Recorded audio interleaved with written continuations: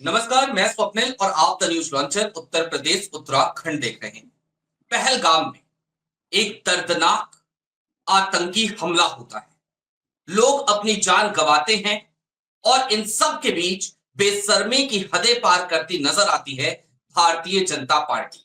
और उसके बाद अखिलेश यादव और कांग्रेस दोनों उन्हें रंगे हाथों पकड़ लेते हैं और लगातार दौड़ाने लगते हैं। सबसे पहले जरा आशीष जी को जोड़ लीजिए। नमस्कार आशीष जी।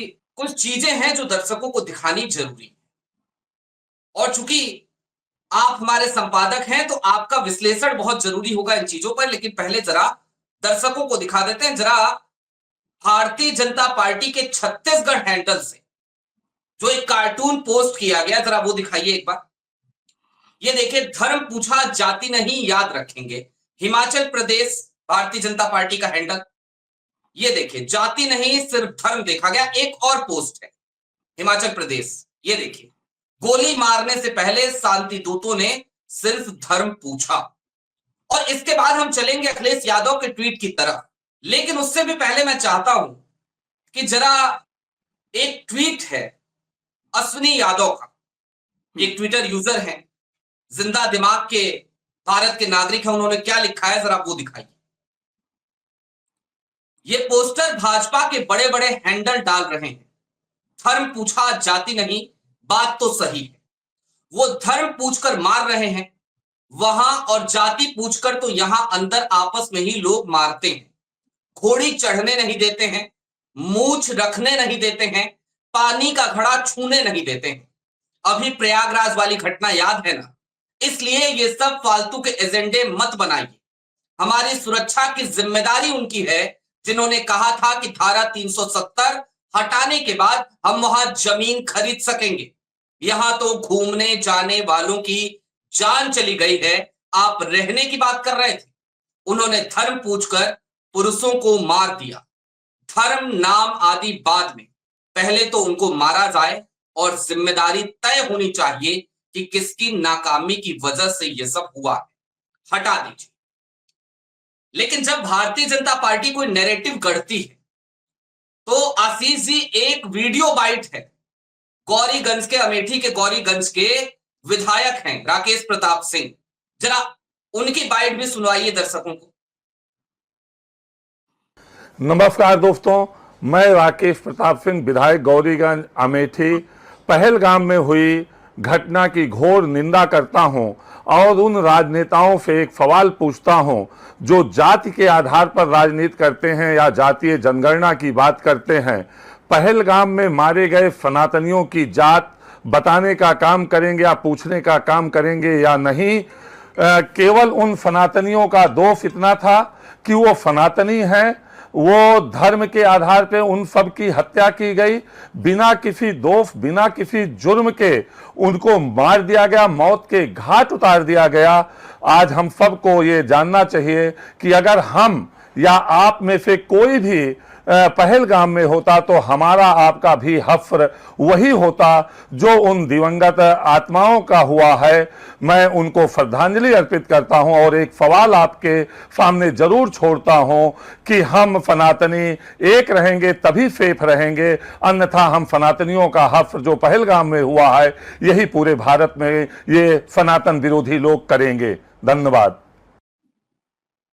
ठीक है, अब जरा अखिलेश यादव का ट्वीट चला दीजिए। भाजपा ने जम्मू कश्मीर के बेहद दर्दनाक हादसे पर बचकाना विज्ञापन छापकर साबित कर दिया है कि भाजपाइयों की संवेदना उनके प्रति शून्य है।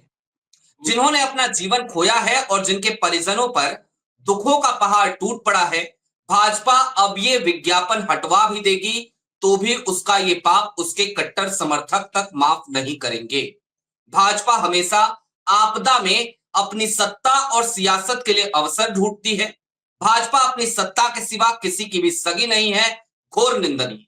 जब जम्मू कश्मीर में भाजपा सरकार ने सब कुछ अपने मन मुताबिक किया है तो वो इतने अधिक लोगों की असामयिक मौत के लिए अपनी जिम्मेदारी से पल्ला नहीं झाड़ सकती। ये केंद्र की सरकार की नाकामी है कि वो पहले से पता नहीं कर पाई कि देश के दुश्मन इतनी विभत्स घटना को अंजाम देने वाले हैं। ये कोई पहली बार नहीं हुआ है भाजपा सरकार में, और पिछले हमलों से सबक लिया होता तो वो पहले से ही सचेत सजग रहती और ऐसे हमलों को रोका जा सकता था, लोगों के जीवन को बचाया जा सकता था। संवेदनहीन भाजपाइयों से आग्रह है कि जिन परिवारों ने अपनों को खोया है उनका दुख दर्द समझकर कम से कम देश की सुरक्षा को तो जुमला ना बनाएं। यह सीम दुख की घड़ी है, इसको भाजपाई दिखावती बैठकों से और झूठी संवेदना से झुठलाने का कुकृत्य ना करें। और एक आखिरी ट्वीट सुप्रिया श्रीनेत का, वो भी दिखा दीजिए। कांग्रेस की प्रवक्ता है, वो लिखती हैं, लाशें ठंडी होने का तो इंतजार कर लेते गिद्धों, किसी की पूरी जिंदगी तबाह हो गई और तुम्हें कार्टून सूझ रहा है, इस आपदा में भी अवसर तलाश रहे हो, हटा दीजिए। आशीष जी, इंट्रो जरा लंबा हो गया, लेकिन आपने ये कार्टून देखा, इस कार्टून में कानपुर की उसी दंपत्ति का जिक्र और उसका वो बकायदा एक गिबली स्टाइल में कार्टून बनाकर भारतीय जनता पार्टी एक नैरेटिव सेट कर रही है, विपक्ष पे हमला कर रही है। ऐसे माहौल में जब लोगों ने अपनों को खो दिया है, वो एक नैरेटिव सेट कर रही है कि धर्म पूछा जाति नहीं पूछी। क्या कहेंगे सबसे पहले इस पर, कैसे देखा जाए इसे? स्वप्निल, पहले तो मैं ये गिबली वगैरह तो जानता नहीं किससे क्या बना रहे हैं, क्या कर रहे हैं, लेकिन मुझे कोई आश्चर्य नहीं है, कुछ मुझे रत्ती भर इस पर अचरज नहीं है। इनसे यही उम्मीद की जा सकती है। आपने छत्तीसगढ़ के हैंडल से दिखाया इस ट्वीट को, तो मैं छत्तीसगढ़ से ही शुरुआत करता हूं। उन्होंने धर्म नहीं पूछा, तो जाति नहीं पूछा, धर्म पूछ करके वहां पे नरसंहार किया। नरसंहार है वो अटैक नहीं है, वो नरसंहार हुआ है हमारे भाइयों का। छत्तीसगढ़ की खबर मैं आपको बताता हूँ। छत्तीसगढ़, राजस्थान के दलित युवकों ने छत्तीसगढ़ में हैवानियत, मजदूरी मांगने पर निर्वस्त्र कर दिया, करंट का झटका, नाखून उखाड़े, वीडियो वायरल। भीलवाड़ा, छत्तीसगढ़ के कोरबा जिले में राजस्थान के 2 दलित युवाओं के साथ अमानवीय अत्याचार का सनसनीखेज मामला सामने आया है। मैं खबरें बता रहा हूँ, खबर गौर से दर्शक सुने। राजस्थान के भीलवाड़ा में इन लड़कों को कोरबा की एक आइसक्रीम फैक्ट्री में काम करने के लिए बुलाया गया था। पूरी महीने मेहनत करने के बाद जब इन दोनों ने अपने वेतन की मांग की तो फैक्ट्री संचालक ने उन पर 30,000 चोरी का आरोप झूठा लगाया। विरोध करने पर बंधक बना के पीटा, नाखून उखाड़े, बिजली करंट लगाया और इस क्रूर घटना का वीडियो बनाया, जिसमें पीड़ित लड़के दया की भीख मांगते नजर आ रहे हैं, लेकिन आरोपी उन्हें बर्बरता से प्रताड़ित कर रहे हैं। ये खबर पहली खबर है। इसके बाद और मैं बताता हूँ। इसके बाद आपको अगली खबर छत्तीसगढ़ से ही बता रहा हूँ। कानिया गांव में जो हुआ, इसको लेकर के चारों तरफ बवाल मचा, निंदा की गई। अगली खबर मैं बताता हूँ आपको, छत्तीसगढ़ की खबर, और ये सब मैं आपको ताजा खबरें बता रहा हूँ। मैं 5 साल 10 साल पीछे नहीं जा रहा हूँ, 2-4 दिन के अंदर। गरियाबंद जिले में स्याही से, एक सेकंड में मैं ये खबरें देख करके बता रहा हूँ हूबहू, कोई मनगढ़ंत ताकि न रहे। छत्तीसगढ़, स्याही से नहीं सुनी तो खून से लिखा इंसाफ का खत, 70 साल की दलित महिला की गुहार राष्ट्रपति तक पहुंची। गरियाबंद जिले के छुरा ब्लॉक से एक दिल दहला देने वाली घटना सामने आई है, जहां 70 साल की दलित महिला ओमबाई बघेल ने न्याय की आस में अपने खून से राष्ट्रपति को चिट्ठी लिखी है। टीबी जैसे गंभीर बीमारी से जूझ रही बुजुर्ग महिला का आरोप है कि उसकी पुश्तैनी जमीन पर जबरन कब्जा किया गया है। उसके पूर्वजों की मठ को यानी समाधि को भी तोड़ दिया गया है।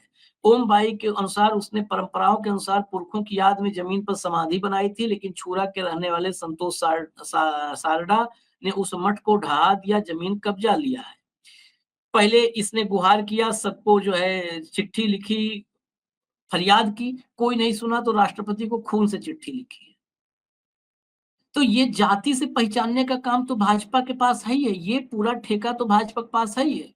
उन दरिंदों के पास जो ठेका था वो अपना काम किया। वो दरिंदे जो थे आतंकी ना, वो बहसी हैवान, राक्षस, दैत्य, उनको जो भी आप कहें, उनके पास था। वो धर्म के आधार पर जो पहचान करके जो करना था वो किए, जो बताया जा रहा है। जाति के आधार पर जाति वहां पर नहीं पूछी, जाति पूछने वाला काम तो कर रहे हैं ना आपके समाज में, आपके इकोसिस्टम के लोग कर रहे हैं। छत्तीसगढ़ बताया। अब मैं उत्तर प्रदेश पे आता हूं। उत्तर प्रदेश में जहां अखिलेश यादव ने ट्वीट किया, उत्तर प्रदेश में खबर सामने खोला हूं। आज मैं लोगों को बता दूं, मैंने जो सर्च किया है वो कीवर्ड बता दे रहा हूं, आप लोग सर्च कर लीजिएगा, नहीं मेरी बात पे यकीन करिए। आप सिर्फ गूगल में न्यूज सेक्शन में जाकर के यूपी दलित, बस इतना लिख दीजिए, दलित उत्पीड़न, कुछ नहीं, यूपी दलित न्यूज में जाइए, लिख दीजिए और सॉर्टेड बाय डेट कर लीजिए कि ताकि ताजा खबरें आए। पहली खबर 2 घंटा पहले, सुल्तानपुर, दलित किशोरी की इज्जत लूटी, पीड़िता की मां को जान से मारने की धमकी दी। सुल्तानपुर, पहली खबर। दूसरी खबर, उत्तर प्रदेश, हरदोई, वो सुल्तानपुर थी, अब हरदोई, हरदोई के बांसा गांव में दलित पिछड़े वर्ग के बच्चों को, नहीं ये दूसरी खबर है, कौशाम्बी की खबर। कौशाम्बी में 14 साल की दलित लड़की की तस्करी के मामले में 2 गिरफ्तार, पिता सहित 2 गिरफ्तार। दलित का हाल समझिए। अगली खबर, सुल्तानपुर, घर में अकेली थी दलित किशोरी, युवक ने उठाया मौके का फायदा और कर दी घिनौनी हरकत। उसके बाद मैनपुरी आइए, मैनपुरी में बेटे के सामने दलित महिला के साथ बंदूक की नोक पर उसका इज्जत उसकी लूटी गई, मामला दर्ज। अगली खबर, भाजपा सरकार में दलितों पर अत्याचार के मामले में यूपी नंबर 1 राज्य। अगली खबर एबीपी लाइव की है, काले थार का तांडव, अंधेरे में 4 दलितों को रौदा, मची चीख पुकार। अगली खबर, मैं आपको और खबर में नेक्स्ट पेज पे जाकर के, अमेठी में दलित युवक की बांके से काटकर हत्या, क्षत्रिय समाज की लड़की से था अफेयर। ये इन खबर यानी इंडिया न्यूज की खबर है, इन खबर ऑफिशियल यूट्यूब पे लगी जी। बुलंदशहर, तेज रफ्तार गाड़ी चलाने के विरोध में दबंग ने थार से 4 दलितों को रौंदा, महिला की मौत। उसके बाद अगली खबर जो है, मैं और आपको बता रहा हूँ, खबरें यहीं पे नहीं रुकेंगी ये खबरें।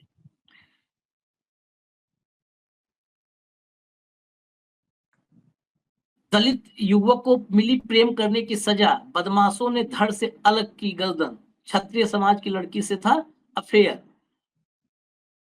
ये खबरें जो है, मैं इतनी खबरें आपको बताया, अभी इतनी खबरें मैं पढ़ के बता रहा था, इसलिए मैंने कहा कि देख देख करके हूबहू वही खबर जो लिखी है वही बताऊं। अब बताइए कहां पर जाति कौन पूछेगा? जाति पूछने का तो ठेका ले रखा है ना हमारे समाज में, जाति पूछ के उत्पीड़न का। यूपी तो नंबर 1 पे है दलितों पे उत्पीड़न के मामले में। यूपी में जाति पूछ के, वहां पर धर्म पूछ करके मारा है। यूपी में जाति पूछ करके, जाति के आधार पर ही प्रयागराज में दलित को मार करके जला दिया था, जी। चला दिया था। यूपी के आगरा में दलित दूल्हा घोड़ी पर जा रहा था, बारात उसकी जा रही थी, घोड़ी से उतार करके वहां पर, आज की तारीख में जो जाति इस समय ज्यादा थोड़ा राष्ट्रवाद से ओतप्रोत है, दलित दूल्हे को घोड़ी से उतार करके पीटा वहां पर, बारातियों को पीटा वहां पर डीजे बजाने पर। हरदोई में साइकिल दलित युवक से मांगा, उसने साइकिल नहीं दी, पीटा। पूरे उत्तर प्रदेश में, पूरे उत्तर प्रदेश में, एनसीआरबी के आंकड़े मैंने कल भी चर्चा किया था आप ही के शो में, एनसीआरबी के आंकड़े कहते हैं कि दलितों से अपराध के मामले में यूपी नंबर 1 है, यूपी नंबर 1 है। जो कह रहे हैं ना कि धर्म पूछा जाति नहीं पूछा, ये बेसिकली गिद्ध है, ये गिद्ध है। ये किसी भी अवसर को, अभी किसी तरह का कोई पोस्टर, कोई मोदी योगी से, मोदी से, शाह से सवाल करता हुआ कोई राजनीतिक दल खड़ा हो जाए, नहीं हुआ, चलिए ये विपक्ष की भलमनसाहत है। राहुल गांधी ने फोन किया, अमित शाह को कहा कि हम आप जो भी करेंगे हम आपके साथ खड़े हैं, लेकिन विपक्ष का कोई इस अवसर पर कोई सवाल कर दे, ये टूट पड़ेंगे, सब राष्ट्रद्रोही हैं, सनातन द्रोही हैं, ये जश्न मना रहे हैं, ये पाकिस्तान से मिले हुए हैं। और अगर घिर जाएंगे तो कहेंगे कि राजनीति कर रहे हैं, लाशों पर राजनीति कर रहे हैं। उन 27-28 परिवारों से पूछिए जिनके घरों में मातम है।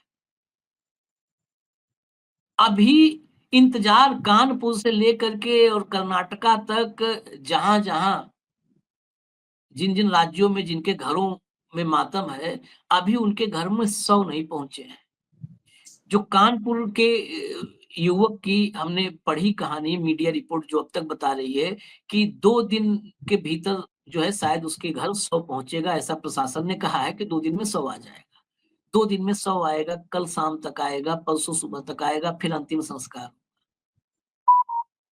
अभी कहते ना कि चिता की राख ठंडी होनी, अभी तो चिता भी नहीं सजी है, अभी अंतिम संस्कार भी नहीं हुआ है। ये जाति धर्म कहाँ नैरेटिव, बेसिकली कोई मतलब नहीं। इनको ये साफ साबित कर रहे हैं। ये समझना आपको है, हमें है स्वप्निल। इस देश के लोगों को समझना है, इस देश के दलितों को, पिछड़ों को, आदिवासियों को, अल्पसंख्यकों को, और इतने नहीं मैं कहता हूं, मैं कहता हूं इस देश के अगड़ों को भी, वो ब्राह्मण हो, राजपूत हो, जो भी है, सबके लिए समझने का विषय है। आप आतंकी घटना जब नरसंहार हुआ है हमारे भाइयों, जो भी हैं, जहां के भी, जिस राज्य के भी हैं, जिस भाषा के भी, मैं तो उसे भी शामिल कर रहा हूं जो सैयद हुसैन शाह, जो वहां पर घोड़े लेकर के पर्यटकों को, सैलानियों को सवारी करवाता था, जिसने अपनी जान दी है। मैं उसको भी वो भी भाई है मेरा, मैं उसको भी शामिल कर रहा हूं इसमें। ये वक्त तो उनको इंसाफ दिलवाने के लिए सवाल पूछने का है कि उनको इंसाफ कब मिलेगा। ठीक क्या है। वो शहीद जवान जो पुलवामा के सीआरपीएफ के जवान, शहीद जवान थे, 6 साल में जैसे उनको इंसाफ नहीं मिला, इंसाफ क्या होता है? इंसाफ क्या होता है? हम आधुनिक कानून में बात कर रहा हूं मैं पीछे नहीं जा रहा हूं कि अतीत में मुगल दौर के काल में क्या था, और सल्तनत काल में क्या था, और सामंत युग में क्या था, गुप्त और मौर्य युग में क्या था। आधुनिक दौर में इंसाफ क्या है? किसी के साथ अत्याचार होता है, उत्पीड़न होता है, शोषण होता है, अत्याचार, उत्पीड़न, शोषण करने वाले को सजा दी जाए, उस तक कानून पहुंच जाए। कहते हैं ना, कानून के हाथ बड़े लंबे होते हैं, कानून के हाथ उसकी गिरेबां तक पहुंच जाए, उसके गर्दन तक पहुंच जाए, उसको सजा दिलवा दी जाए, यही इंसाफ होता है ना। इनसे मैं पूछना चाहता हूँ, ये जितने इस इकोसिस्टम में बैठे हुए जितने नफरती हैं, इंसान नहीं है भाई, एक बहुत क्लियर है। मुझे अच्छा कहे, बुरा कहे, मुझे सजा दे दे, मुझे फांसी पर लटका दे, मैं इन्हें इंसान नहीं मानूं। ये भाजपा में है, ये भाजपा छोड़ के अगर कांग्रेस में चले जाएं और जाति और धर्म के समय बात करने लगे, ये सपा में चले जाएं, कहीं चले जाएं, मैं इंसान नहीं कहूं। ठीक है। ये इंसान होते तो इंसाफ की बात करते, ये सवाल पूछते। कोई पार्टी हो, अपनी पार्टी के प्रधानमंत्री है तो उससे नहीं, दूसरे को होता तो दूसरे से, कि 6 साल बाद हमारे 40 जवान शहीद हो गए थे पुलवामा में, उनकी शहादत का इंसाफ साहब किए कि नहीं किया? उनका इंसाफ कौन करेगा? इंसाफ, मैंने कहा आधुनिक दौर में इंसाफ क्या है? पता चला क्या पुलवामा में आरडीएक्स कहां से आया था, कौन लाया था, कौन गुनहगार है, कौन मास्टरमाइंड है? कोई पकड़ा गया, किसी की सजा हुई, कुछ हुआ? आशीष जी, मुंबई हमलों में हुआ ना? नहीं नहीं, है? माफ कीजिएगा, मैं इंटरप्ट कर रहा हूं। पता चला हो या ना पता चला हो, लेकिन हमारे जो प्रधान सेवक है, जिनको कभी कभी मैं प्रचार मंत्री कहता हूं, वो हाँ। जब वोट मांगने गए तो उन्होंने जरूर कहा था कि शहीदों के नाम पर आप वोट देंगे कि नहीं देंगे, आपका एक वोट शहीदों के नाम पे होना चाहिए। हम्म। और वही गंदी राजनीति इस समय भी शुरू हुई है क्या? नहीं, मुझे याद है शब्दशः उन्होंने क्या कहा। उन्होंने कहा कि जो फर्स्ट टाइम वोटर्स हैं, वोट है। जो पहली बार मतदान कर रहे हैं, पहला वोट उनका जीवन में, वो शहादत, उनको श्रद्धांजलि के रूप में, शहीदों की श्रद्धांजलि के रूप में होना चाहिए। तो उन शहीदों को श्रद्धांजलि के रूप में वोट तो दे दिया, ये नहीं पूछेंगे। लेकिन मैं तो कहता हूं उन मतदाताओं से जो फर्स्ट टाइम वोटर्स थे, लाखों की संख्या है, उन लाखों की संख्या में जो फर्स्ट टाइम वोटर्स हैं, उनको पूछना चाहिए, उनको अंतर्देशीय पोस्ट कार्ड पे लिख करके भेजना चाहिए कि प्रधानमंत्री जी, हमने तो श्रद्धांजलि दे दी, लेकिन वो श्रद्धांजलि अधूरी है। वो श्रद्धांजलि पूरी तब होगी क्योंकि हमने आपको इस देश का मुखिया चुना, हमने आपके हाथ में ये देश सौंपा है, आपके सुरक्षित हाथों में। तो श्रद्धांजलि पूरी तब होगी जब आप गुनहगारों को सजा दिलवाएंगे। सजा जी। दिलवाया क्या? मैं वही बात कर रहा था, सजा दिलवाया क्या? आपने वोट तो ले ली, सजा दिलवाया क्या? क्या ये शहादतें, क्या आतंकी घटनाएं, क्या नरसंहार, क्या ये जो है मास किलिंग, क्या ये सब कुछ सिर्फ और सिर्फ सियासत या वोटों कह लो आप, कि ये बेसिकली क्या है? ये वोट बटोर रहे हैं। जो मैं अगर सब सही मेरे मन की बात कहूं तो ये वोट बटोर रहे हैं। पुलवामा के नाम पर वोट बटोरा, अब पहलगाम के नाम पर वोट बटोर रहे हैं। ये लिखने का मतलब क्या है? ये लिखने का मतलब है आप धार्मिक ध्रुवीकरण की तरफ, मतलब अभी घरों में, जिन घरों में मातम है, रोना पीटना चीखना मचा हुआ है, उन घरों में अभी चेहरा नहीं देखा है अपने परिजन का जो नहीं रहे दुनिया में। और आप धर्म के नाम पर मारा, जाति नहीं पूछी, आप वहां पे पहुंच गए। ये वो पोलराइजेशन है जिस एजेंडे को आज नहीं दशकों से ये दे रहे हैं धार, दशकों से। मंडल कमंडल के दौर में 90 90s से, और उससे पहले से भी लगे हैं, लेकिन मंडल कमंडल हुआ जब 90 में, उसके बाद से तो यही एजेंडा है। जब चुनाव आए, जब वोट लेना हो, तो जाति नहीं पूछो, फिर सभी हिंदू हो जाए। चुनाव खत्म हो गया, सत्ता आपके हाथ में आ गई, फिर देखिए आप, मैंने खबरें गिनाई ना, मैंने खबरें गिनाई हैं जो 2 घंटे 4 घंटे 5 घंटे, 1 दिन 2 दिन पहले 48 घंटे खबर में खाली लेटेस्ट करके सर्च किया, वो खबरें आपको बताया। ये अखिलेश यादव ने इनको पकड़ा, अखिलेश यादव ने, कांग्रेस ने पकड़ा, ये बड़ा महत्वपूर्ण मेरे लिए नहीं है। अखिलेश यादव या कांग्रेस, उनके लिए भी मैं तो यही कहूंगा कि ऐसे वक्त में आप बिल्कुल आप वोट भूल जाइए। अगर कांग्रेस को भी नुकसान हुआ, आप वैसे ही कौन से सत्ता में है, कांग्रेस कौन से सत्ता में है या आ ही रही है? ठीक बात। हैं? चुनाव आयोग, ज्ञानेश कुमार, राजीव कुमार थे, ज्ञानेश कुमार बैठे हैं, वोटर लिस्ट है, ईपीआईसी नंबर है, तमाम ऐसे जुगाड़ हैं, तरीके हैं। तो सत्ता में मैं, देखिए आ जाए आप, वो बात अलग है, आपका काम है राजनीति करना, आप लोग का काम है, मेरा काम राजनीति करना नहीं है, पत्रकारिता करना है, तो मैं अपने व्यूज को रखूं। आप वैसे जीत रहे हैं, ये नहीं जीत रहे हैं, और मैं मानता हूं कहां जीत ही रहे हैं। लेकिन सच बोलिए आप लोग भी, वोट का जो है, वोट बैंक पर क्या असर होगा भूल जाओ आप। ये देश का विषय है। राजनीति तभी कर पाओगे जब देश रहेगा, और देश सिर्फ आतंकी हमलों का देश पर खतरा नहीं है, ये नफरत देश पर खतरा है। नफरत का ही एक पार्ट है आतंकी हमला, ये नरसंहार, ये अटैक, ये उसी नफरत का, नफरत जब फैलती है तो नफरत का अंजाम बहुत बुरा होता है। ये सब उसी नफरत का पार्ट है। ये आतंकी भी क्या है, ये आतंकी भी तो नफरत से ओतप्रोत है।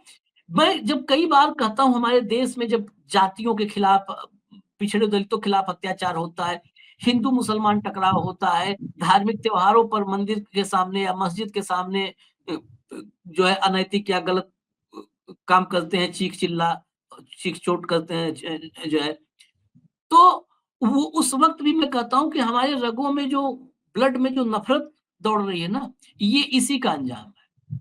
इसको ब्लड से बाहर करना होगा। और वो आतंकी जो है, वो आतंकी क्यों इतने जघन्य और घृणित काम करते हैं?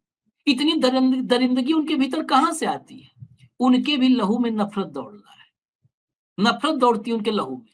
वो नफरत उनको इस कदर, उनके बुद्धि को, आंखों को, सबको ढक लेती है, बुद्धि पर पर्दा डाल देती है, आंखों पर पर्दा डाल देती है, इतने दरिंदे हो जाते हैं।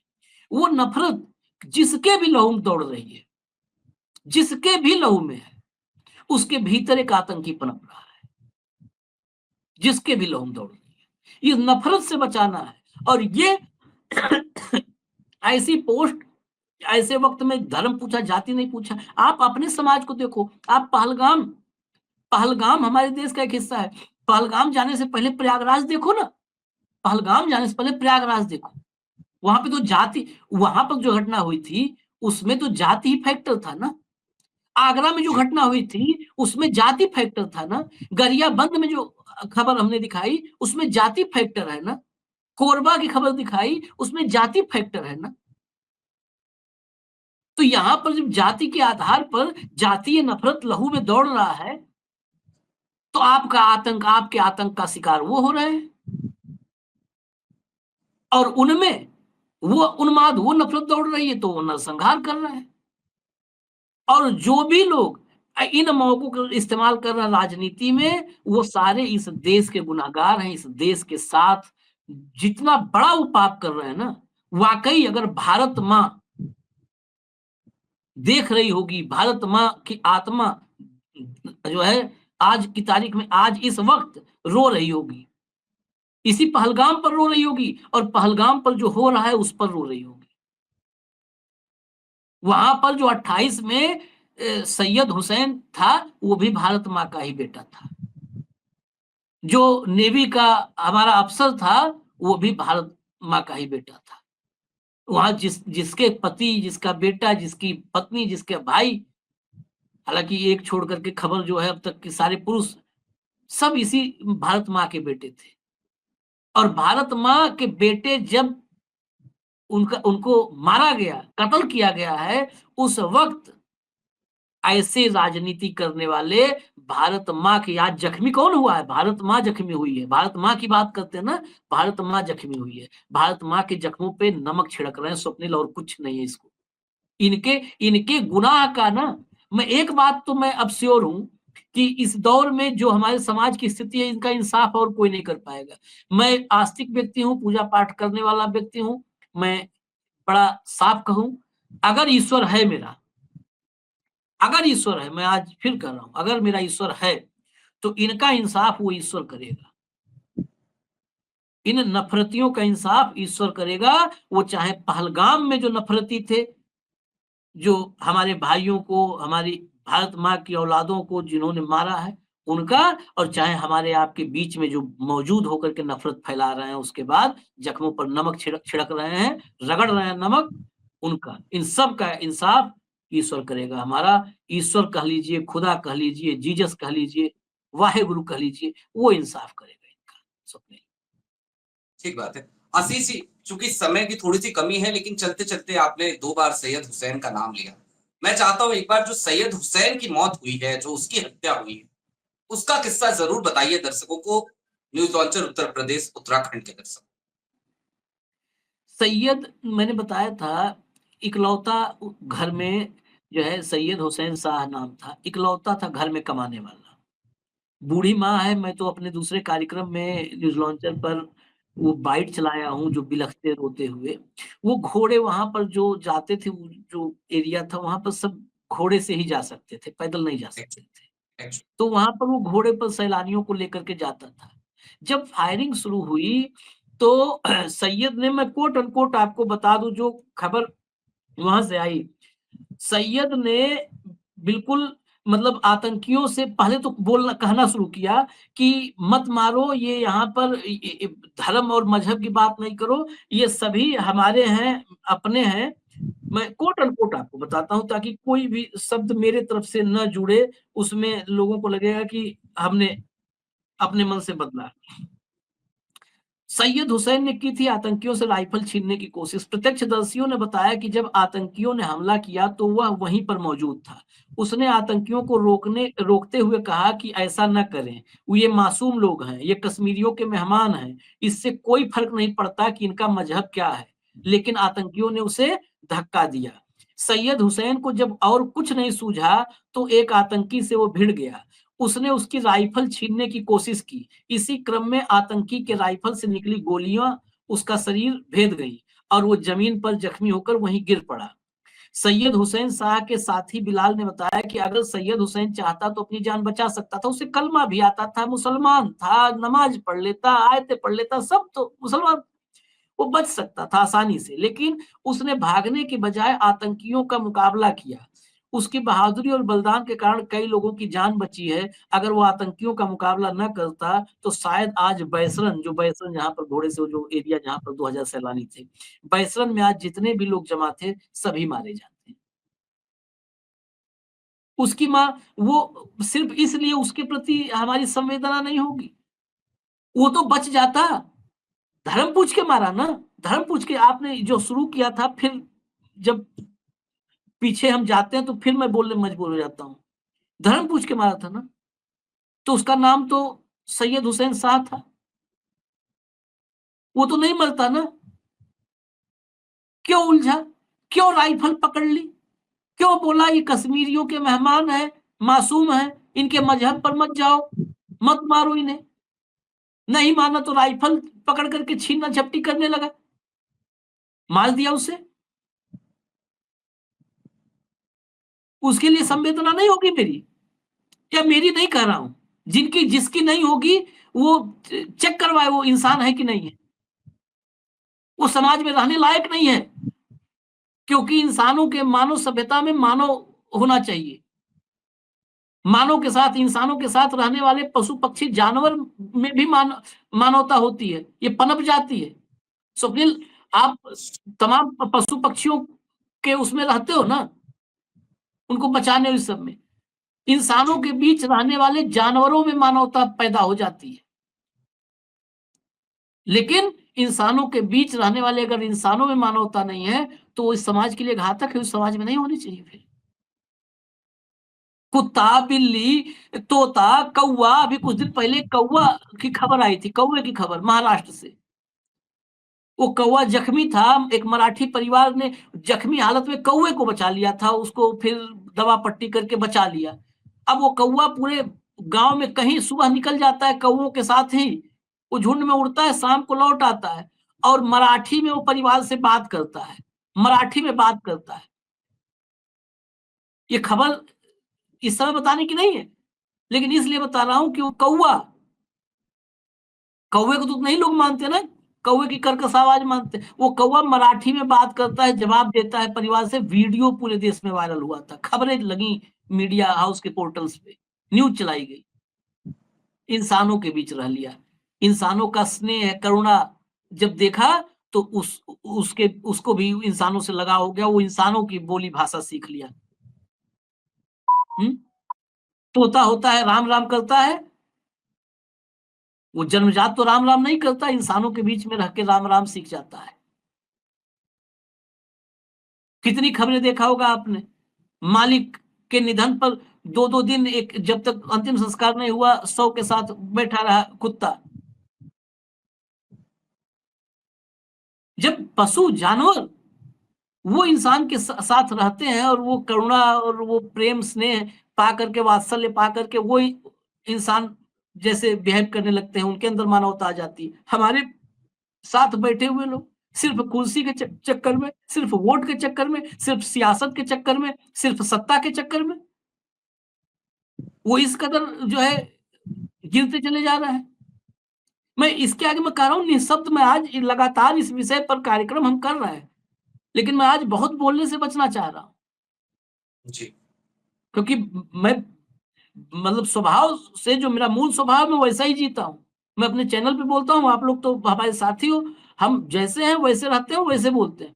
मेरा कई बार जब ये मैं इस टाइप के कमेंट्स और जो सोशल मीडिया में चल रहा हूँ, तो मैं भी कई बार लगता है कि मर्यादा अपनी तोड़ दूंगा, और मर्यादा ना टूटे इसलिए मैं थोड़ा-सा आज कम वो कर रहा हूँ कि ना ही बोलूँ तो ठीक है, लेकिन फिर भी बोलना मजबूरी है।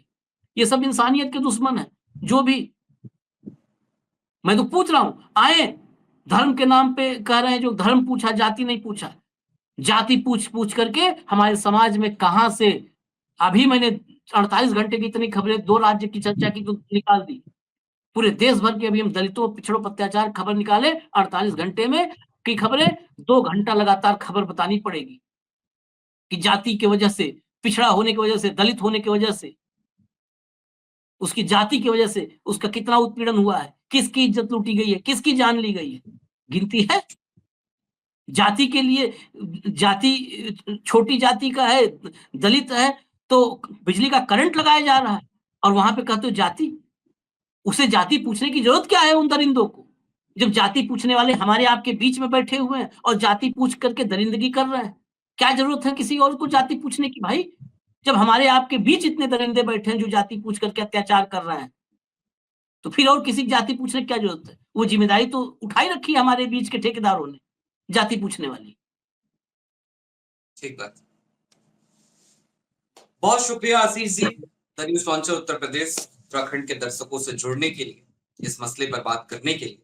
गीता के 12वें अध्याय का दूसरा श्लोक है, मया वैश्य मनोयमा नित्य युक्त उपास्ते श्रद्धया परियोपेतास्ते मे युक्त मामता। तमाम धर्मांध लोगों से बस इतना ही कहूंगा कि जाएं, जा करके हमारे आराध्य भुवन मोहन कन्हैया की वाणी से निकली हुई गीता के इस दूसरे श्लोक को सुने। संभव हो तो पूरे 12वें अध्याय का सार समझ लें।